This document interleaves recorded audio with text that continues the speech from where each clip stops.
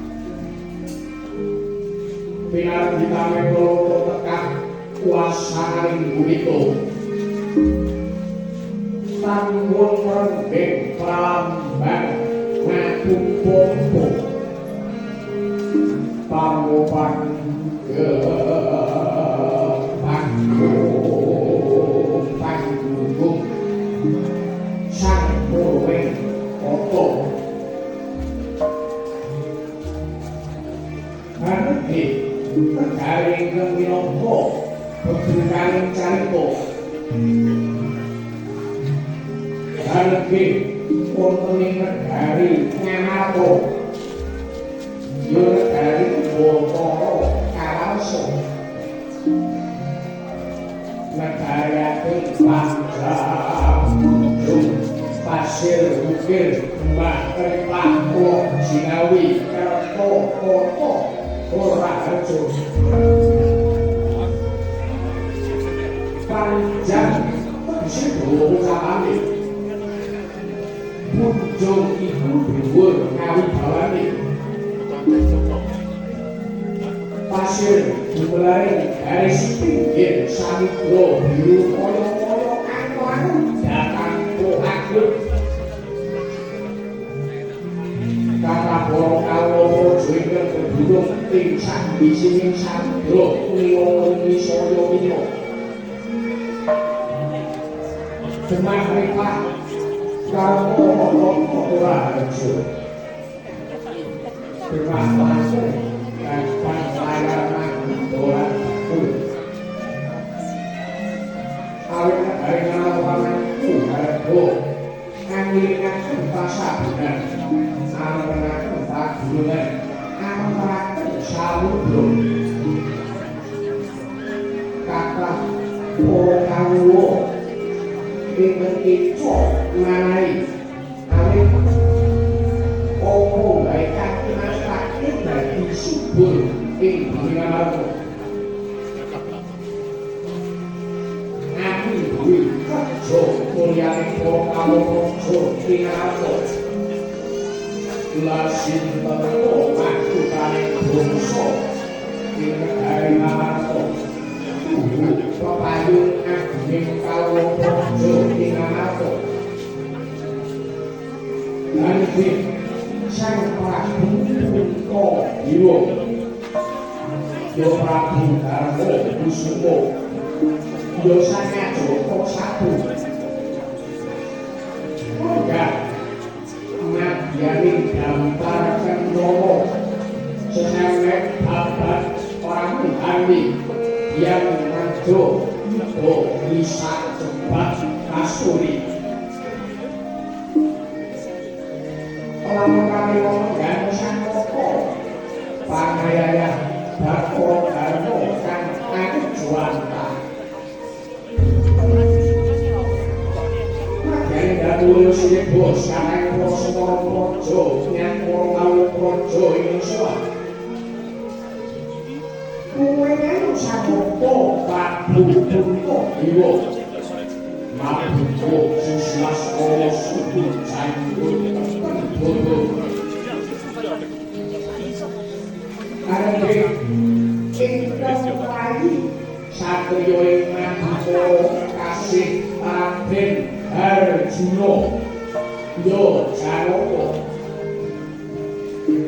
Katon berhagah Panik koing ngewo Banggih Wiswanipun mungguing ngarsa sang rata Inggih punika satriya Jodipati yo panenggaken Dawa Anggih Raden Prabu yo Haryo Sena yo Brahmasena yo sang Bunda Wasapudha Katon ing sanapa Katon Wiswanira satriya kembaring sawu jajan yo ing bumi tawu Anggih Raden Prawa lan Sedewa Katon ing madyaning Katulya Praja ing Nganato awit kaprabawan wingit mimbaring sang Katon Kobyake para kawula kang suwan nanging rawuh napa ing Gowati Prabu Sri Bathara Kresna mangkat saking Tinyanira Teka Kyai Jaladara Sidra Sang Prabu Dewa Nanti rawuh kadang napa ing Gowati inggih Prabu Sri Bathara Kresna Sidra Panangkuran Kajawan Asma sampun kalih lawu kuwi pandhan jawitan kon jejel riyo pasih kali lokal mojo koyoan dono yo pacak suci kaiwar Soyo ngangsep pasih kali lokal yang mojo nangrandu sambari sanoto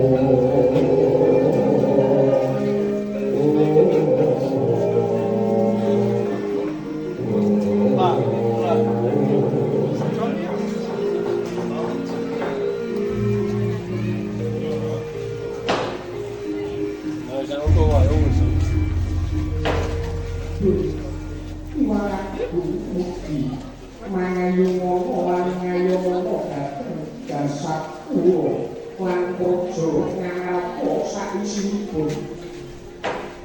Duh, Papa Prabu. Papa Prabu jimat pembe kuwo. Papa Prabu sing Bathara Kresna. Persasat kadidine kajubukan Ukir Sari kablakaking Samudra Madu.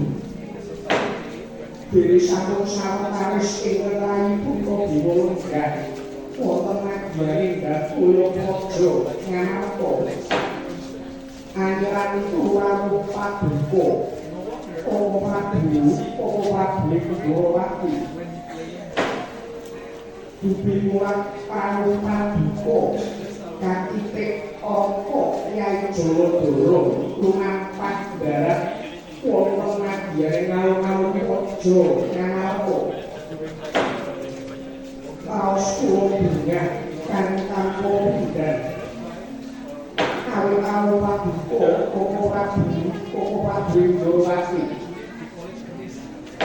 sakwantun ingkang rayi pun dewa ngaturake pasegaran para kami rawuh paduka Papa Prabu Ndrawati Papa Prabu sing Bathara Kresna jagat wasisan Bathara Wayah Bathara jagat iki ulus aharjo dening sambi patan putrane Ndrawati praktek wonten negari napa niku ya haji boten nangkung salah taklipipun ingkang apa Ndrawati katon mboten paduka kaya Jidamu Kusumo inggih Papa Prabu kula tampi dawuh sami-sami boten langkung kasekecakaken paduka Lenggah Papa Prabu inggih sampun boten kirang kaya dari Prabu Ndrawati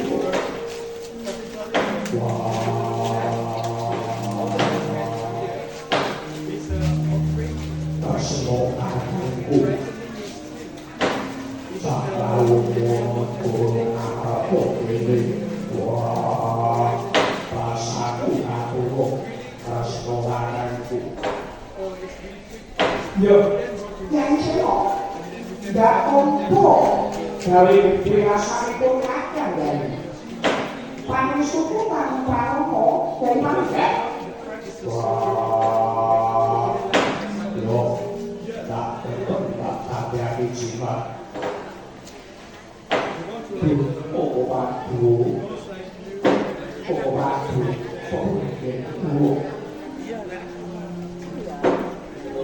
Tirai Madukura angaturaken sembah pangadhep kula kunjuk wonten ngarsa paduka Papa Prabu Ndrawati Papa Prabu sing Bathara Kresna nek jawab yo ndak opo kan mau jadi pakai sulit kakang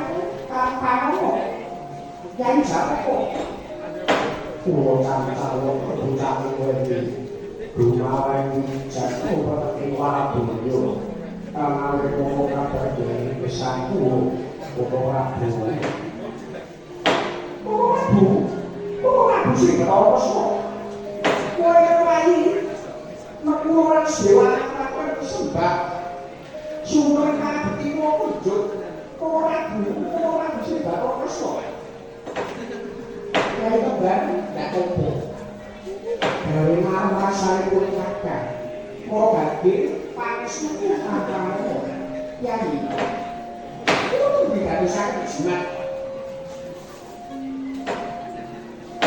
kulo sewengan sini sampun wigati anggenipun Kyai Jidamu Kusumo amboyomi lumantar-manapa ingkang kula tampi Kyai Prabu amboyomi dhateng Patan Purwakanton Ndrawati dhateng negari napa Kyai mbok bilih wonten bab ingkang wigati ingkang badhe paduka Kyai jarake dhateng Ndrawati ingkang Kusumedya jodoh ane ngake kawo mesti pengendika yang kula dewa monggo kabar yang sejati ya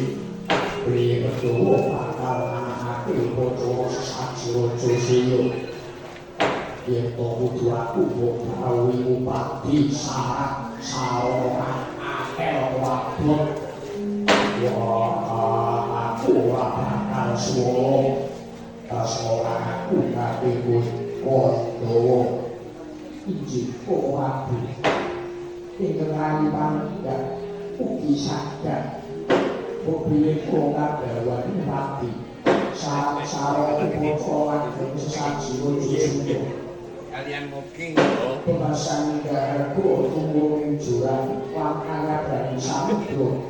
Kulo terbati suami kayu Komo Prabu. Prabu ya Prabu. Sawo Narendra ing terbagi ana wong menake upama sajrojo suya menika saranipun kakak sundal.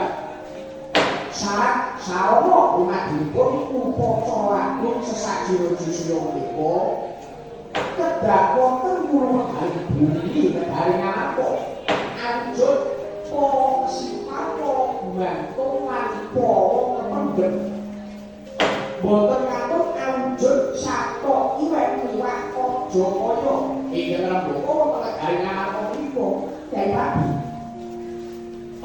lan kedah wonten kawandosa Brahmana ingkang wegah wastita ing babagan ora lelu nyagawi ngandungaken mantra suci kunjung lesane Gusti murid menapa dipun japa ing Pandhawa lumantar acara sesajrojo saya lampah kanthi rancak ing Sambhawa lan dedayuwanipun para Pandhawa angen ayu rahayu negari saged kelampahan Kyai Prabu.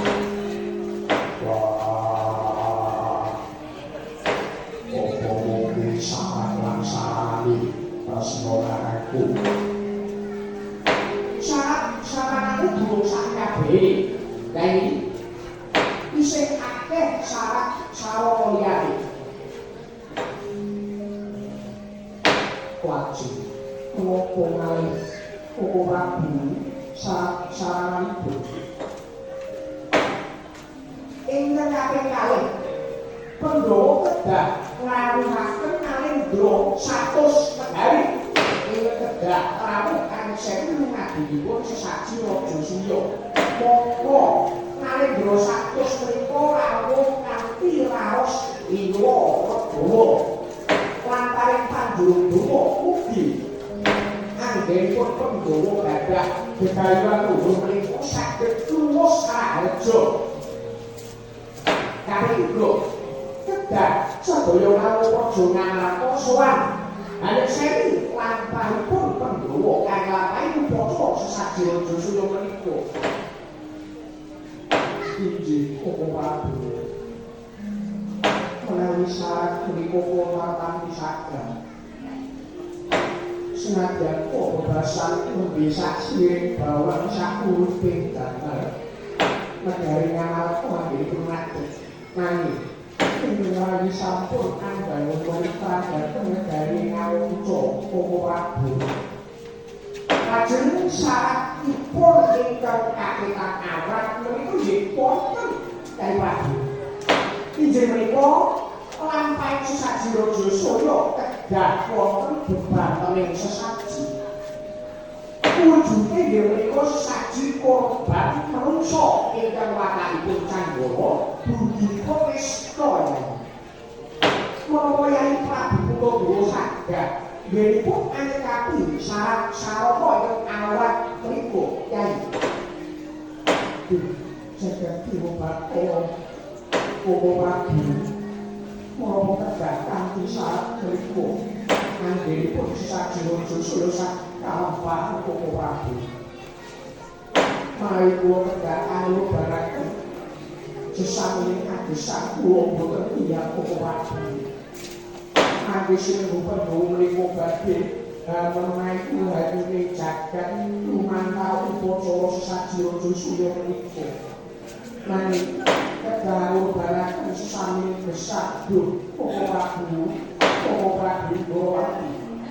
Kula boten tiyang lan kula boten saged Komo Prabu. Wah, Mbak. Kowe kuwi kepiye? Cari kowe kuwi kayuan sing luhur. Nanging apa? Bareng kowe kepiye saran sesaji raja Suya badhe milyon. Yen kudu ngorbanake wujude manungsa kang watake Canggara budi Krista. Wah, bareng ora kesawuj cetrakane sepatane urip Amin. Inggih rasantos anisas kapomo paring cacat pengawak manungsa kabudi sio tumindak kautama waktu tujuan bakalan kautama nanging aku dalan kang liya bisa pahanan goyaning sasoko Duko Prabu lajeng sinten badhe dados danten sajiro Jusula Duko Prabu boten susah gaya cintawe kalau panca segala pun pendua menikah es luhur para atu Gusti Kanakano jagat badhe paring nabi ingkang gantel kandung kuat dijaluke kuwata sajiro Jusula menika yayi Sikap juri pasilakan Wadyo tanpa sapo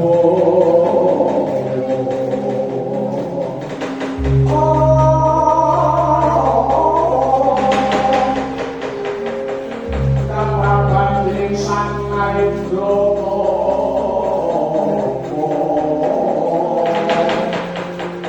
Kapapan lengi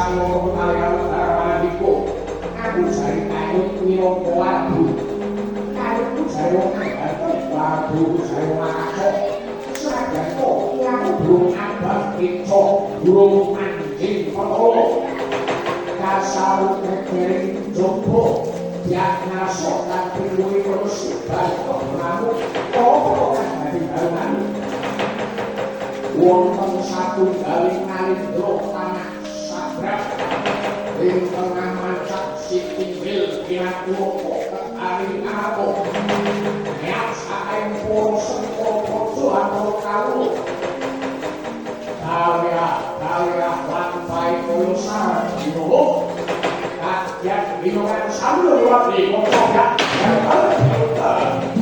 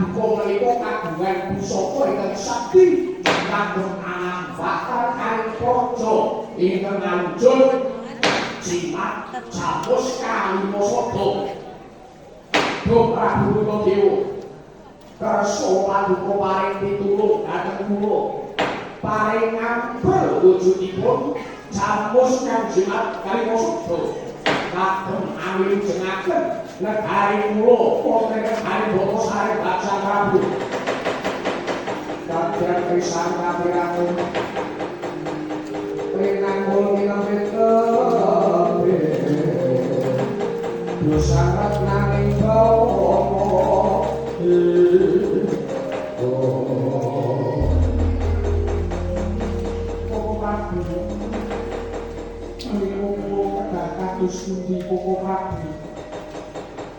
Bilih wonten ingkang badhe nyuwun tulungan Parajamus Kalimasada kagem nambah rengkaning praja karo negari Ngamarta badhe ngawontenaken upacara lagu sesaji Raja Suya.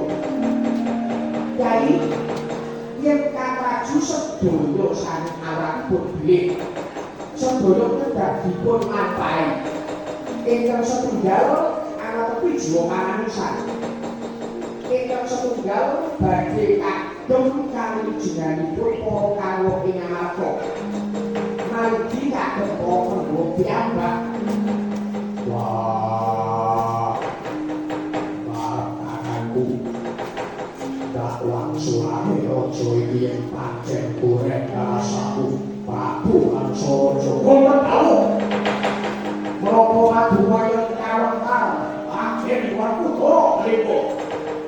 Wah yo aku toro Makaryo Arso untuk kalian dicabut Kalimasada lagi tak aduh tapi dua uang utoro keserangan kono sakit untuk diwanganku ya kita kami cabut Kalimasada utoro itu moni maksud itu pasti pun roboh Robo tak naosi mas bintis ojo bro kawan doso bro bapak tak mampu wong sangka.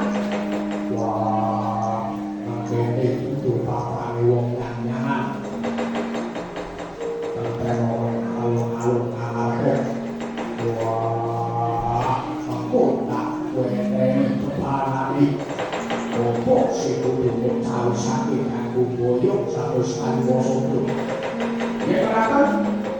Pak Buaisku, badhe parek jamus Kalimasada dateng kula. Yo. Sampai ngomong Joko ngalun-alun Ngamarta nyana karo waktu iki. Ya kenapa kepareng kula nyuwun parek lebo dateng alun-alun Sang Prabu Kunto kula nyuwun parek.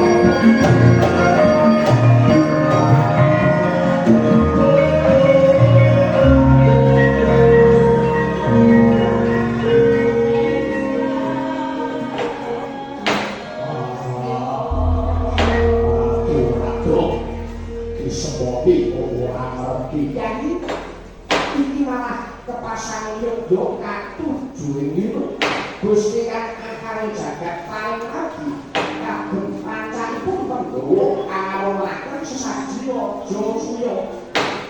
Pepasane kados pundi Koko Prabu? Mekaten ya. Sejatinipun Prabu Angsa menika sanes saking negari Bono Sarembak. Nanging Angsa menika andhahanipun Prabu Jawa Sangga ingkang narendra saking Giribajra. Menika salah satunggaling satunggal sing musuh. Lajeng kados pundi Koko Prabu?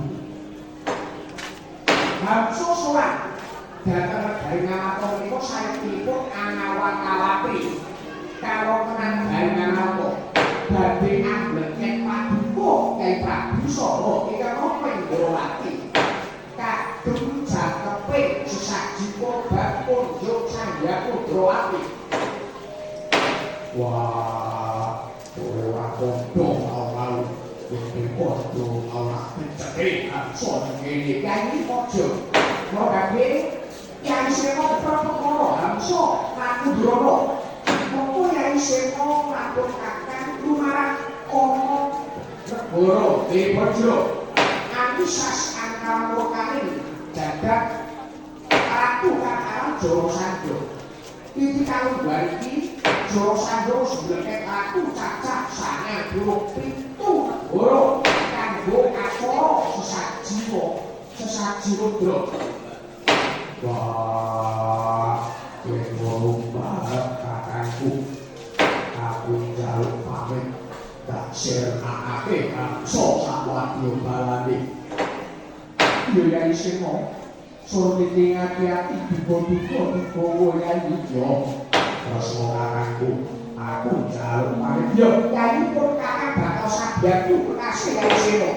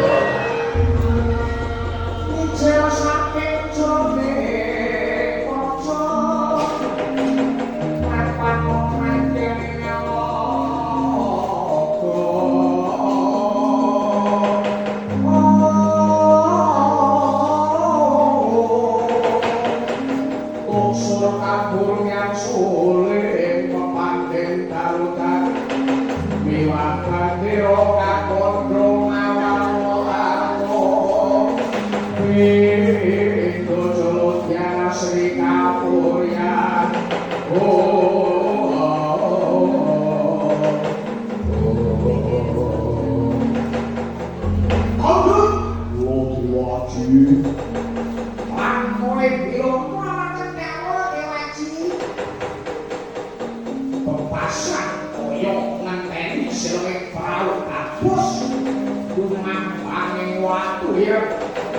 dengan kue sawetara nunggu kepiye golek kakang bangsa niti panawat-awat dijroning kedaton ngarep kanggo leket ratu ngarep Prabu Kuntadewa nuli kanggo genepe sesaji kurban para ludra kang bakal diadani dening Siwa Prabu Jarasandha. Tuwaji bagi orang yang mati tuan sewu itu tidak wajar dari sampai lantik waskita rekesti sahabat orang sami dolo soal itu pagi langsung dapat dari anak bagi rumah jimat habis kali kosong lagi kita awas dulu mesti bakal mana sadar kok boten kabari tulisan tapi kalau berbatin aku bagaimana kok bapakku sama marah kos banyak pak kok tanah Jawa kuwi ya kok wong sing wasis karo barang kowe aja ndak bener tuh ndak bener wae ngerti apa duwe kapal tegese Prabu Harso bakal campar karo ora mikir wah wis wonten kewajiban ora caturan kowe iki kok mesti kowe iki bombong musuh ngendak ora bener cari batur koyo kuwi ora panggilan boten kuwi atur wis kita kowe koyo apa pakai ora masuk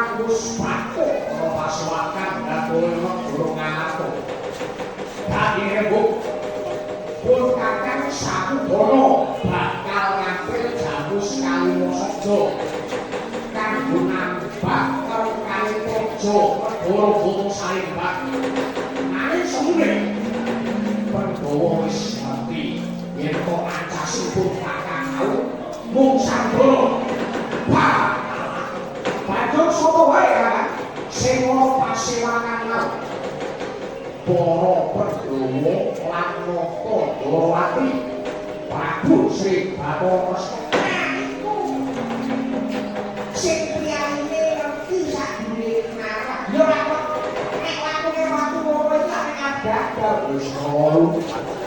Bahwa duwe luput. Banjur kepiye kan? Apa dilungake jawus karo foto? Sing paling wangsulan ki Raden Werkudara. Jarene jawus karo foto wis wamakan ana asane Prabu Puntadewane. Saiki dadi garbeke Raden Werkudara. Raden Werkudara bakal ngurungake jawus karo foto nanging ana pitukone. Pitukone apa ana? Aku yo durung ngerti ae. Yen Raden Werkudara dawuh karo aku supaya nunggu ana alun-alun negara Ngamarta. Dheweke bakal paring wangsulan tenan kok. Iki samulit ngruntung iki kok wis kependung nang aku mangan-mangan jati wae. Yen ngono, ayo kakek. Dipropeti, ora ngerti Raden Werkudara dino nek amon.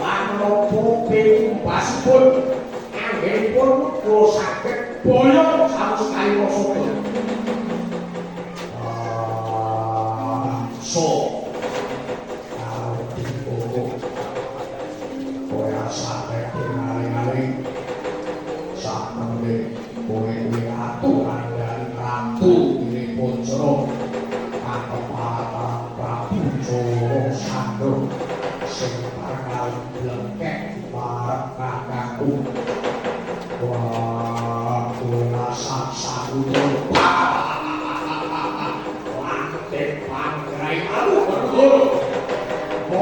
Gendri kakang ratu sing ngomong kita kapok liwat tandem. Damai rasa padake sing ora iki kuwi putra ayo Pak. Sugih kendel bondo kowe. Ayo kae dipokok iku bondo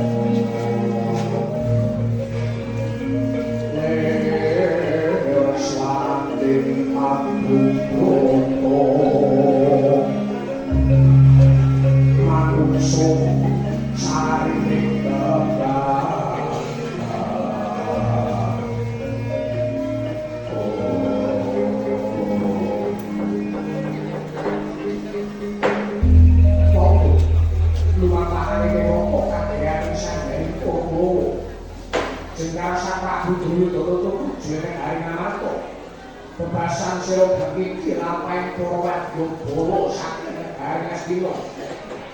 Sira watu bagi disebut pindhaning semut ingkang lumampah ilir saking sira dan cari-carita kayun ngadening madyaning jagating patriyan nyong Pramuka dan ngancik mungsuh kasana alancil alami goro-goro opo pertandane goro-goro nggih awak iki juga biro para kawan catur iwak Semar gareng entuk senawa bathuk ingkang kuncikan wonten ing ora-ora opo lampun Cirondro solah bawana para kawan kang saged kuncikan takon bledung apa-apa.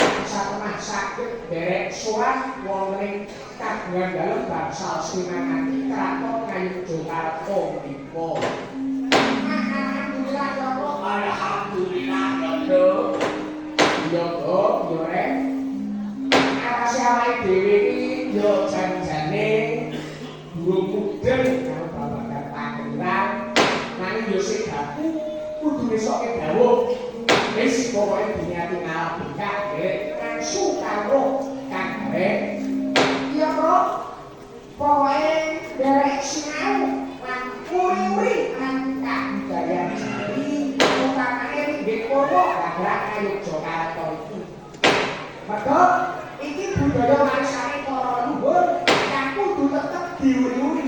Bener, aja nganti kalah karo budaya maca sing kudu kene ya rek. Iya, Kak, iya, Kak. Wis saiki aja suwe-suwe tembangan wae kok kurang tansah tembangan wae. Tembange apa itu? Iki kanggo nggambarke semangate para warga masyarakat ayo Jakarta Blitar boleh seneng gotong royong.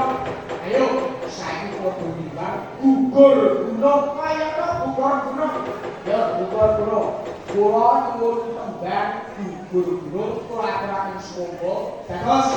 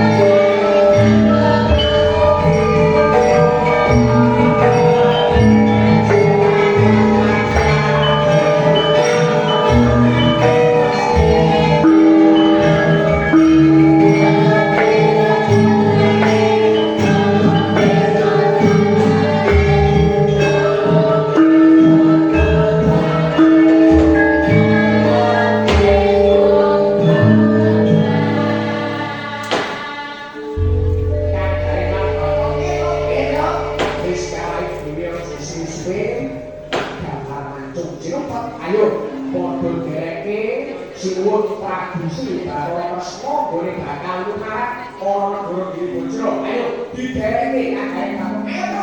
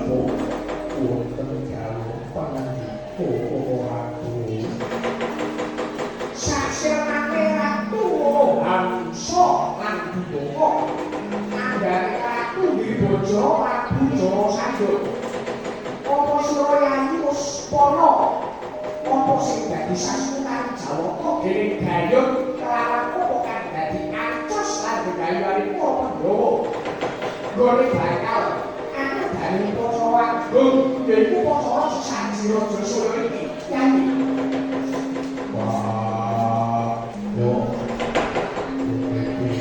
pai kepancan lantar ratu sintak senake lalu kaya kudu ratu saroko sesajiro Josoyo kudu ratu sing wakaki kandoro ratu syarat cicak sesajiro Josoyo iki bagus akeh penemu siap Durgala yen ngono sisa antasake saklakune nggone Pandhawa bakal anake sesajiro Josoyo ayo kok dadi kumarap ora Giribajra alisas angkara kang jagat pengawah Jawa Sandha sarangga bali kanggo darmani Pandhawa turut sesamane urip anuwari aku cacak 100 Kinunjara dening Prabu Jawa Sandha sing bakal dadi saka korban sesaji Palamudra dening Jawa Sandha wah itu ayo kaki tak kesokan suatu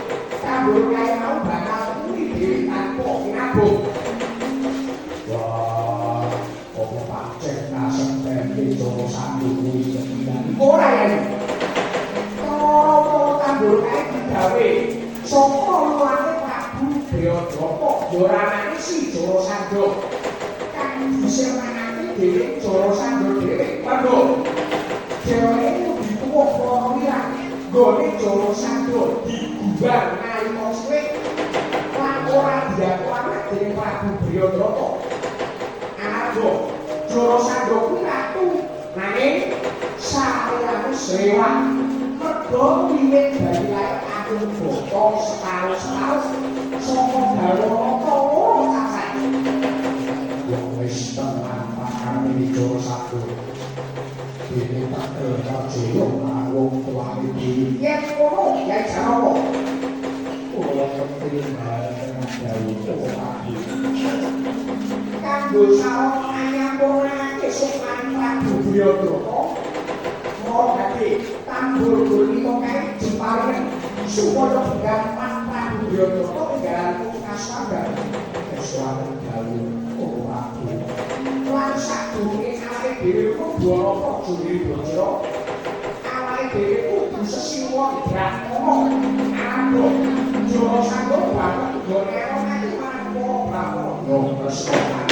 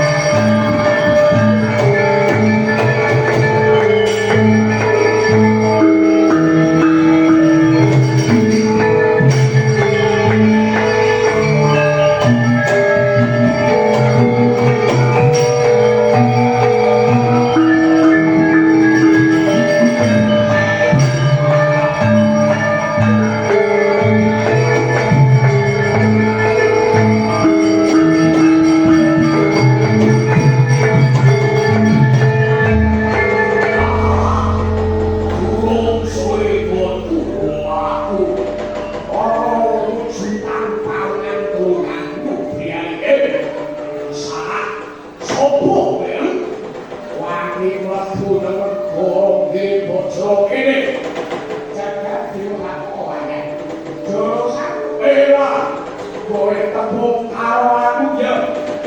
Pancen aku tepuk karo kowe. Tepuk kok.